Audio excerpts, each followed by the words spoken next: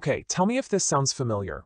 You're looking at a stock and you just feel totally intimidated by the whole analysis process. Well, today, we're tackling one of the single most absolutely crucial skills you could ever develop as an investor. We're going to demystify the entire process and empower you with a really practical, beginner-friendly framework to evaluate what a company is actually worth. And don't worry, we aren't going to use any complicated finance jargon today. Instead, we're focusing on a clear, structured strategy that you can quite literally start using right now. Here's our roadmap for today. We'll be looking at the hype versus the reality, understanding the business first, following the financial health, management and the moat, valuation and future growth, and finally, the strategic investor's checklist. All right, let's jump straight into part one, the hype versus the reality.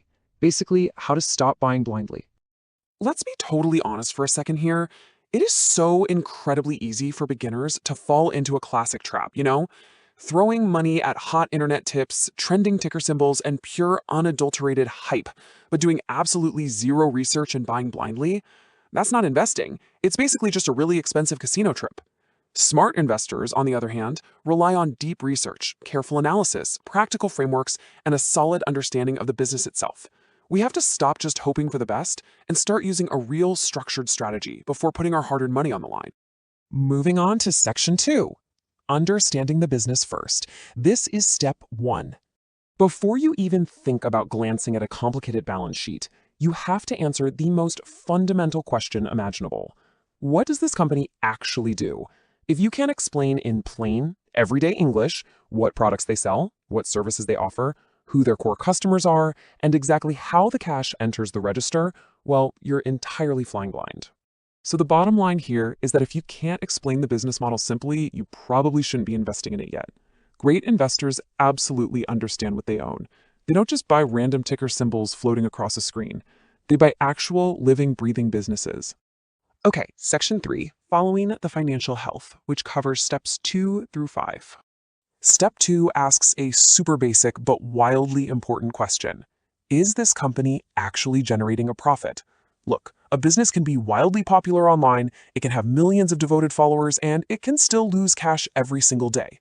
That is exactly why checking for actual profitability, having those expenses under control, and positive earnings over time is non-negotiable for the long-term health of your investment. So to verify that health, you need to track what we call the triad of financial health. First up is revenue growth. You want to see consistent incoming sales increases year after year. That proves customers genuinely trust the business and demand is actually strong. Don't just get distracted by one good quarter. You're looking for long-term consistency.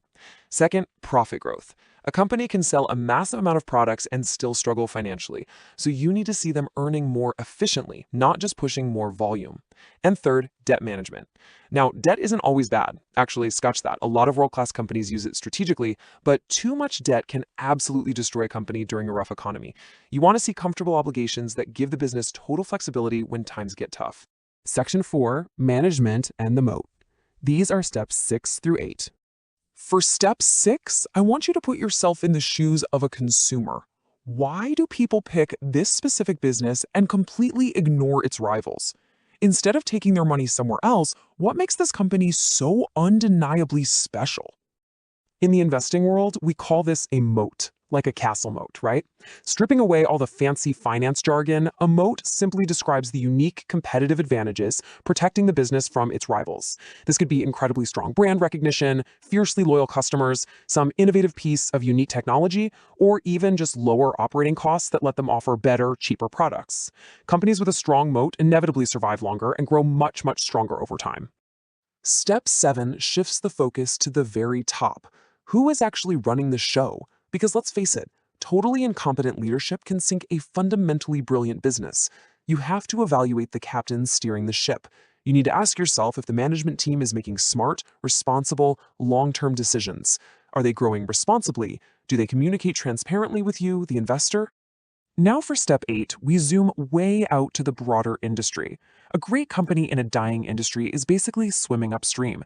You want to look for underlying growth in sectors with massive long-term opportunity, places like technology, healthcare, artificial intelligence, and clean energy. Are future macroeconomic trends supporting this business?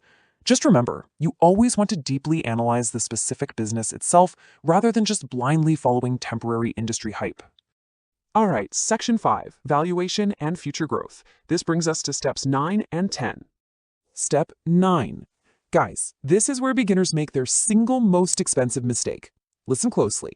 Even a world-class, rock-solid business is a terrible investment if you wildly overpay for it. You have to ask if the stock price is actually reasonable compared to its current growth and real-world profits. We call this valuation. It simply means making sure the literal price tag of the stock is actually justified by the company's real financial performance.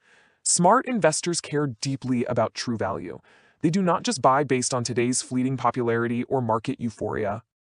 And then, step 10, the ultimate test. Fast forward 5, maybe 10 years into the future. Will this business still be a powerhouse? Will it continue to adapt, outpace the competition, and keep growing? Real investing isn't about capturing today's price tag. It's about owning tomorrow's growth. Finally, Section 6, the Strategic Investor's Checklist. You might actually want to take a screenshot of these 10 questions right now. These are the exact things you must ask to turn an overwhelming process into confident, decisive actions. On the business and financial side, you're asking what they do, how they make money, and checking that revenue, profit, and debt. Then, on the edge and future side, you're verifying their competitive advantage, the strength of their leadership, the health of the broader industry, the current valuation, and their long-term growth potential. Look, you don't have to be perfect, you just have to be prepared, because the more you understand what you own, the more confident you become. I'm going to leave you with this one final thought. Don't just buy stocks, study businesses. Think like an owner. If you commit to investing with true purpose, using this structured framework to truly study the underlying business rather than just chasing hype, what incredible long-term opportunities will you discover next?